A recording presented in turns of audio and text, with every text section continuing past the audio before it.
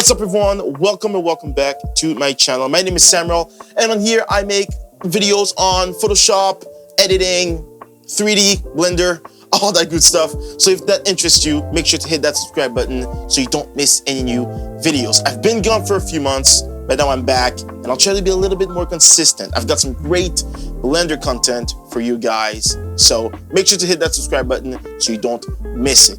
All right. Let's get into it. So here I am in Blender, and the first thing I'm going to do is make sure that I am on cycles. Because yes, we're going to do this with cycles. And if you have a GPU, make sure you're using your GPU. If you don't know how to do this, go to Edit, Preferences, System. Make sure you're using Optics or CUDA. Now I'm going to turn on screencast keys so that you guys can see the shortcuts that I'm using and the buttons that I'm pressing. So what I'm going to do is Shift A and import a plane.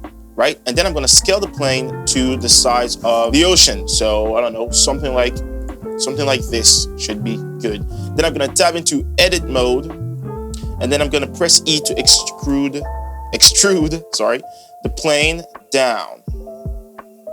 Just like this to create a little box. Now, this is going to be the base of our ocean.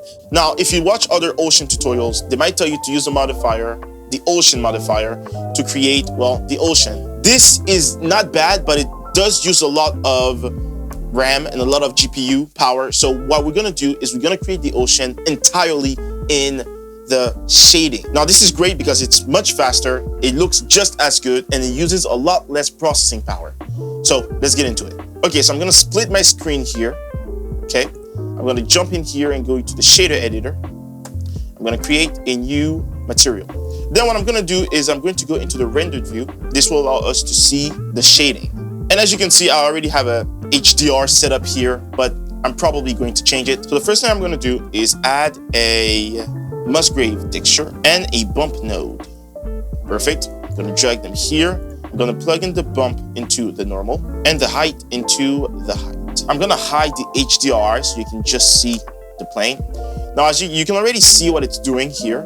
Okay, now the Musgrave texture is going to drive the waves in the water.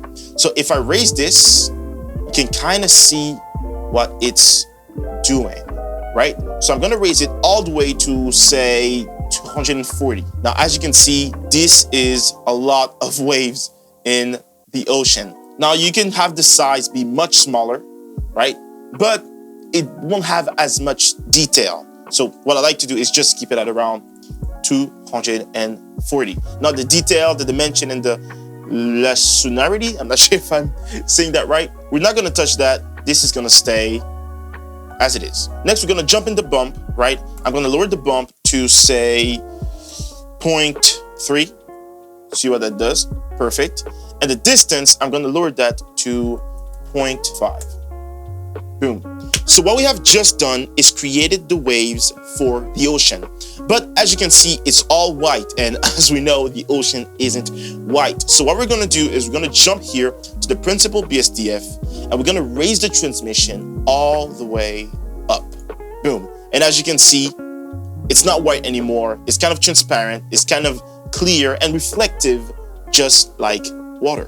What I'm also going to do is I'm going to turn the roughness all the way down to 0. And this makes the water even more reflective. As you can see here, we're really starting to get this ocean look. Okay, so right now I'm going to add 2 nodes. I'm going to add a transparent shader and a mix shader. Perfect. So what I'm going to do is I'm going to plug in the principal BSDF into the bottom socket and the transparent node in the top socket. And if I do Control-Shift-Click on the mix shader to see what we're doing, and as you can see, it has made the water a bit more transparent. Now, when we lowered the roughness to 0 and raised the transmission all the way to 1, what we did was we made the water reflective. This node, the transparent node, is making the water, well, transparent so that you can see through it. But we're not done yet. What we're gonna do is we're gonna add one more node, the light path node. And we're going to use this one, is camera ray, and we're going to connect that into the factor. Boom. Now, I'm not an expert on this particular node, the light path node, so I can't really go into details about what it does. I just found that this for some reason works for the water look, but I will let somebody way more knowledgeable about this node explain that to you. So feel free to look it up on YouTube. But to me, I just found that it works. So that is what I'm showing you. All right, so we're almost done. Let's take a look at this water. You see, it's really reflecting the HDRI, right? You can see very clearly the reflection. Now there's one last thing that we're going to do. We're gonna add a principled volume, and we're gonna connect that to the volume. Now, you might not be able to see a big difference for now, but stay with me. Now, I'm going to change the anisotropy, that's such a complicated word. I'm going to change the anisotropy to 1.125, and I'm going to raise the density to say 10. Now, this last step isn't really necessary. Maybe you didn't even notice a big difference, but I love to do it because it adds a little bit of detail to the water, a little bit more volume. Now, as for the shading, that's basically it. Now you can go in, say to the Musgrave texture, if you want to raise it, say 500, you see it automatically updates it. Or if you want to lower it to say 80, boom, maybe this could be a little lake. Now, if I go to the top view, you can see that it really is reflecting everything around it, right? So right now, what I'm going to do is I'm going to change the HDRI. First of all, I'm going to bring it back. Now, to find an HDRI, you can go to HDRI Haven or textures.com. I'm using this add-on. It's the transportation add-on, and it already comes with a bunch of different HDRIs. So I'm just going to use this one, Roll Landscape, add HDRI, and boom. See, it already changes the HDRI. Next, I'm going to add a camera. Okay, so I have my camera. I'm going to go to the camera view. Something like this is pretty good. I'm just gonna bring my ocean a little bit closer. Perfect. Then I'm gonna change the HDRI. I'm gonna raise the height. So because I don't want to see all that other stuff. I'm gonna put it to 1. Raise the water even more. Bring it closer to the camera. And boom, there you have it. Realistic water. And that's basically it. Now, I'm not saying this is the best way to create oceans. It certainly is one of the fastest ways. And if you have a computer that is not really powerful and can't really handle the ocean modifier, then this is a great alternative that you can use. I have a little bonus for you. If you like my channel and my videos and you want to support me, I have made this blend file available for you on Gumroad. It'll be the first link in the description below.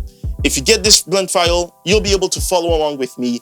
All the settings will already be made, right? It'll be ready just as you can see it on my screen, and you will be able to support me and my channel at the same time, which I greatly appreciate. If not, that's okay. I still thank you for watching this video, and make sure to like and subscribe so you don't miss any more. I've got great Blender videos coming up. That's gonna be it for me. You can watch this video here where I remake Mr. Beast thumbnails in Photoshop. It's getting a lot of views. You guys really seem to like it, and I appreciate that. And you can click here to subscribe to my channel. Thank you so much for watching. Stay creative, keep creating. God bless you, and I'll see you in the next one.